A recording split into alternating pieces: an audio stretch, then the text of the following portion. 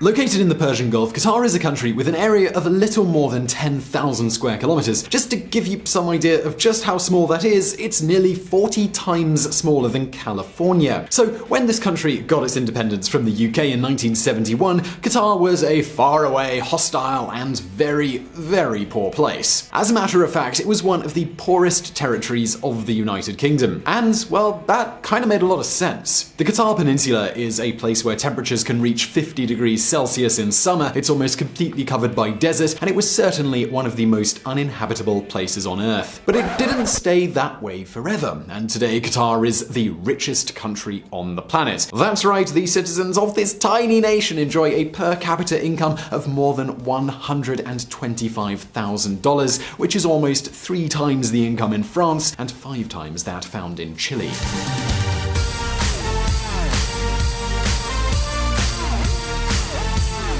This is a country which was almost uninhabited, a country that could hardly survive on its fishing industry, and today it looks something like Scrooge McDuck's safe. Hi, Uncle Scrooge! Just tidying up a bit, keeping things neat. The government of Qatar has investments and properties all around the world. It is the birthplace of Al Jazeera, the most important Arabic media company, and, well, then there is Doha, the capital, which is a sea of skyscrapers, malls, and luxurious cars. A mix of Monaco and Vegas, but without the alcohol and gambling. There's no room for simplicity. Everything is sumptuous, huge, and sparkling in Doha. Angel Sastre, Conflict Areas reporter. Qatar has gone from being a dark shelter for Wahhabist preachers and has become what people might consider the most open country in the Middle East. This is of course excluding Dubai, but as you might know, Dubai is an emirate and not actually a country. In modern-day Doha, we can find international universities, or the so-called Church City, a complex of Protestant, Orthodox, and Catholic churches, like the Church of Our Lady Rosary. The $20 million Catholic Church, which seats 2,700, is located in the southern outskirts of the city on land donated by Sheikh Hamad bin Khalifa Al Thani, Qatar's emir. So now the question, of course, has to be, how did Qatar achieve this remarkable transformation? Well, let's take a look at that. The LNG blessing, liquefied natural gas. In other videos, we've discussed the keys as to why some countries are so rich, but in Qatar's case, it is much simpler, and it can be summarized by 2 things. Oil, and more importantly, natural gas. A massive, massive amount of natural gas. Yep, that really is pretty much it. If you're disappointed, well, just hold on a second, because it's actually quite an interesting story. The first oil fields, they were found in the 1940s, and by the 1960s, exploitation was already consolidated, and things in the poor country of Qatar changed, but not really that much. The thing is that it wasn't until the beginning of the 1970s that Shell found the biggest treasure of this country, and that would be the North Field, which is the largest gas field in the world. But at that time, well, natural gas, it just wasn't that profitable. You see, at the time, gas could only be transported through gas pipes, and Qatar was far from places where this gas could be used. Even Shell, well, they soon forgot about it. But, well, things, they were really about to change. In 1996, the old emir Hamad bin Khalifa Al Thani, who abdicated in 2013, staged a coup d'etat while his father was in Switzerland. This emir reached power with a clear idea, and that was that the future of Qatar was in gas. They simply had to exploit their huge gas fields. And so, well, he did just that. The new emir decided to invest in an undeveloped and rare technology. This technology, it's liquefaction, which is the ability to carry natural gas in its liquid form so that it could be transported in large ships as if it was oil. In order to do this, the gas needed to cool down and be kept at a temperature of minus 161 degrees Celsius, which is minus 258 degrees Fahrenheit. Now, this is something that is pretty inconvenient to do.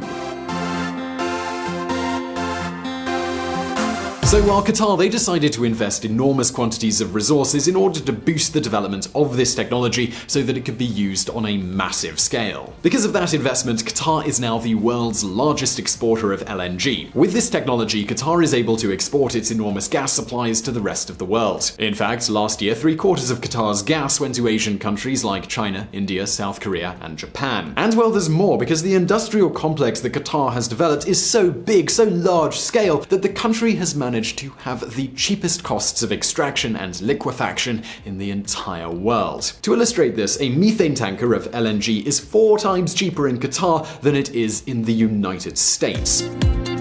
And this, dear viewer, well, that's the secret of this small and wealthy country. But this, it's only a part of the equation. I mean, not only does a country have to exploit the resources they have, but they also need to use that money to generate other money, or they're going to end up like Angola or Venezuela. So besides this innovative process, Qatar has some other keys to their success.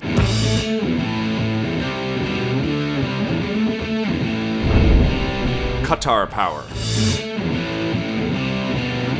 Since Hamad bin Khalifa Al Thani reached power in 1995, they have changed significantly. In his 18 years leading the country, Qatar's population it's multiplied by 5, while at the same time it's become the richest country on earth.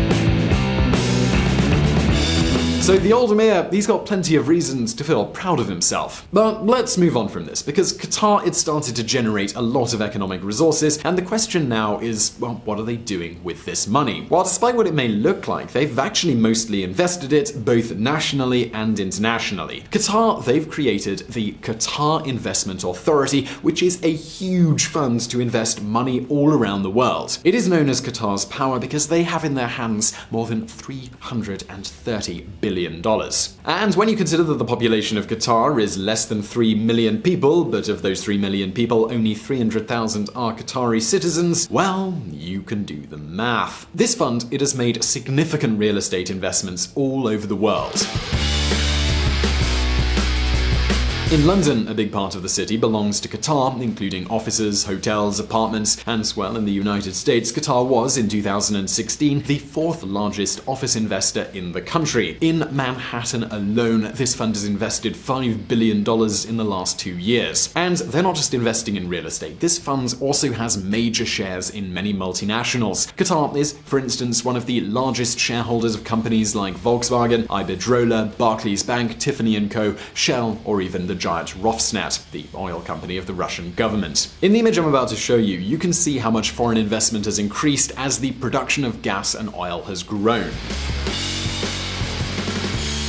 And it's not just international investment here. They're also investing lots of resources inside the country. Tens of billions has been spent on highways, ports, airports, research centers, financial centers, etc., etc. And so you might be asking now, well, what's the goal of all of this? Well, that is to be able to, in the future, replace the income they get from oil and gas with income from all of these investments. But you know what? The moment when the gas business runs out is still too far away to really be a problem.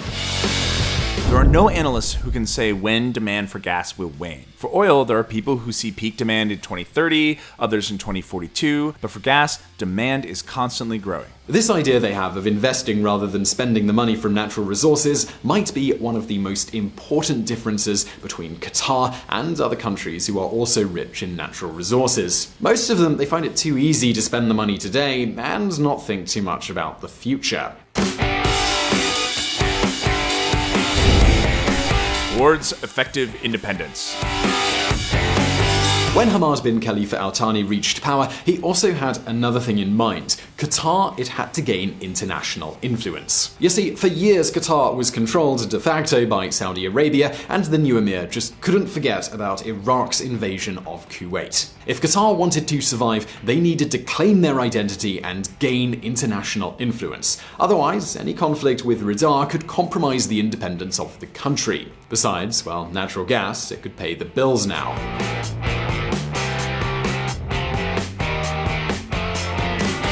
So, in 2003, when Saudi Arabia requested that the US take American troops out of their country, Qatar didn't hesitate to offer itself as a destination for those troops. They didn't even blink when it came to spending about $1 billion to build the military bases that were needed.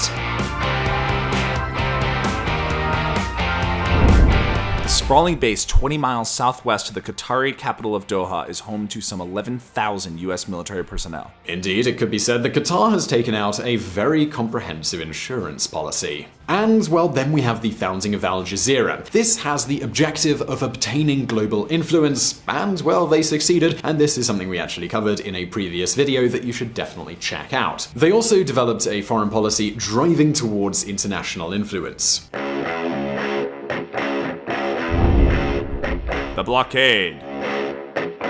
All this political strategy made both the United Arab Emirates and Saudi Arabia very angry, and in June of 2017, they announced a blockade, accusing Qatar of supporting fundamentalist groups and terrorists. And when it comes to Saudi Arabia, we could definitely call this a case of the pot calling the kettle black. Now, it is true that Qatar has some dark secrets. I mean, it is an absolute monarchy after all, but the country is a good ally for the West, especially the United States, and it's also one of the most open countries in the region. The truth is that the boycott, it had a different target: to cut down Qatar's strategy of international influence and to essentially put them back in their place. However, the blockade, well, it's been a total failure. First, Riyadh's position is not that strong. Very few countries have supported it, not even Kuwait or Oman. Also, Qatar has developed better relationships with Turkey and even Iran. Qatar has simply proved that they are strong enough to weather the storm. And finally, it's really important that we do make something clear. There are plenty of grey areas in Qatar. Labour conditions that are more consistent with the ones of a poor country, the situation of women in the country, and the lack of a democracy. Furthermore, the system needs to prove that it can work without the government because, unlike Dubai, the lead has been taken by public initiative, not private. And this is one of the reasons why Dubai is still above Qatar in pretty much all aspects. But hey, I mean, it wouldn't be fair to not acknowledge what they're doing right, like their saving capacity, their productive investment, and their openness. And well, that's our opinion here at VisualPolitik, and now we would love to know what you think. Who do you think will win the battle of the countries in the Persian Gulf? Saudi Arabia or maybe Qatar? Well, let us know your answer in the comments below, as well as in this survey. And also don't forget to subscribe to our channel for brand new videos every Monday and every Thursday. Also, don't forget to check out our friends at the Reconsider Media podcast. They provided the vocals in this episode that are not mine. And as always, well, thank you for watching.